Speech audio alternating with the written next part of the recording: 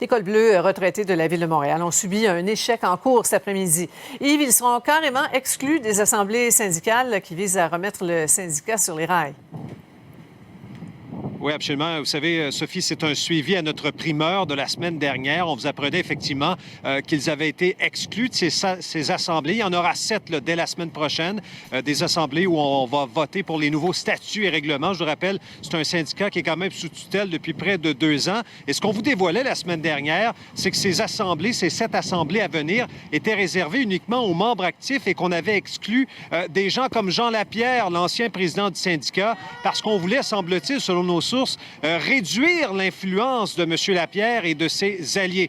Eh bien, les retraités, Sophie, ne l'ont pas pris, se sont présentés en cours hier avec cette injonction et aujourd'hui, il y a eu le jugement et ils ont perdu. Ils seront exclus des assemblées. Je vous fais entendre leur avocat.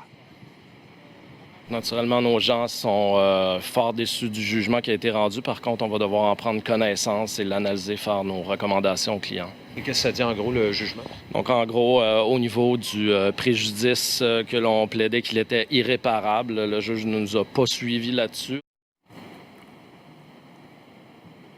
Alors voilà, le SCFP a réagi par voie de communiqué en disant qu'il était très satisfait de la décision du tribunal, en disant que cette injonction aurait compromis la tenue d'assemblées syndicales. Je rappelle, ces assemblées sont prévues la semaine prochaine pour remettre sur pied, en quelque sorte, ce grand syndicat d'école bleue de la Ville de Montréal.